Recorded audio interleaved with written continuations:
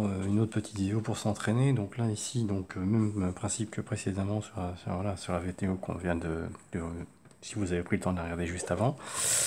Donc, sur cette vidéo, je vais vous laisser rechercher, hein, vous identifier. Alors mon souhait, identifier le courant électrique si c'est possible, identifier les différents potentiels électriques, identifier les branches, les nœuds, etc. Et ensuite les différences de potentiel. Donc faites pause, à vous de jouer. Donc identifier les potentiels, identifier les branches, les nœuds, les boucles, etc. Voilà, faites par le principe de ce qu'on a vu sur les différents cours que je vous ai présentés précédemment. À vous de jouer, faites pause et je vous laisse travailler. Voilà, donc maintenant votre travail normalement doit être terminé, donc on va y aller. Donc les branches, les nœuds. Alors, les branches, une branche génératrice ici, d'accord?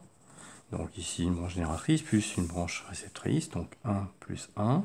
On voit que sur ce circuit-là, eh c'est la même chose, hein, d'accord? Donc on va réaliser la même chose ici, donc 1 plus 1. Les nœuds, il n'y en a pas. Là non plus, il n'y en a pas. Les boucles fermées, il n'y en a pas. Hein, puisque là, ici, il y a un interrupteur qui ouvre le circuit. Donc, boucle fermée 0. Il n'y a qu'une boucle. Et ici, qu'est-ce qu'on voit ici? Ici, on voit que là aussi, c'est ouvert. Donc là, ici, c'est pareil. Boucle fermée, il n'y en a pas. Par contre, boucle ouverte, là, il y en a une. Là, il y en a une.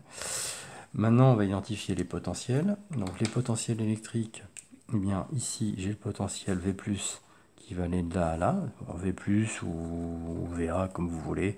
Voilà, pour cet exercice, je vais l'appeler V+.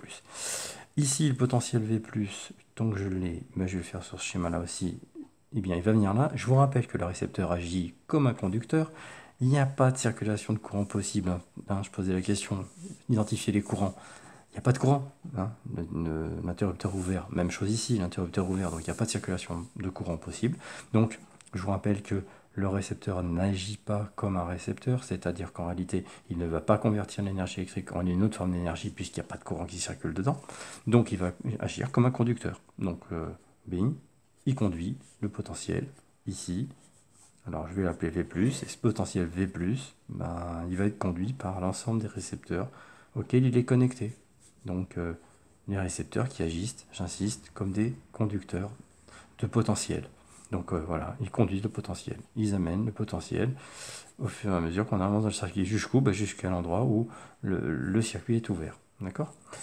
Ensuite, quant aux autres potentiels, on va regarder le potentiel V-, là, sur celui-là, V-, il est là, il est présent ici, d'accord? Donc là, on a le potentiel V-. Le potentiel V-, il va être conduit par la résistance R4 puisqu'il n'y a pas de courant qui circule dans R4. Il va être conduit par R3. Il va être conduit par R2. Il va être conduit par R1. Hein, on est d'accord? Voilà. Et il va être acheminé jusqu'ici. Le potentiel V- sera là. Ici, au niveau de l'interrupteur. Au niveau de l'interrupteur, donc à l'entrée, on avait plus. À la sortie, on avait moins. Et puis, si on regarde sur ce schéma, c'est un peu la même chose. Ici, on a le potentiel V- qui sera conduit jusque-là. Voilà.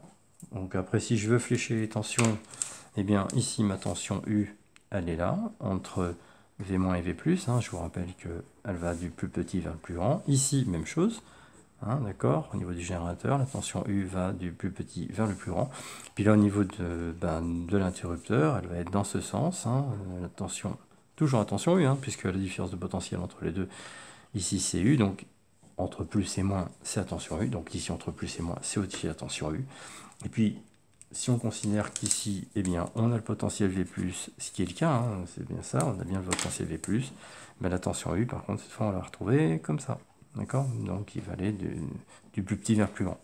Voilà pour les rappels. Maintenant, je vous demandais aussi la différence de potentiel. Hein. Je vous demandais d'identifier la différence de potentiel. Il n'y en a qu'une. C'est pour ça que je vous ai mis que U. Donc, ce sera V+, moins V-, l'unité de grandeur, le volt, et ça, c'est notre V. Maintenant, on va passer à la vidéo suivante pour ces exercices-là.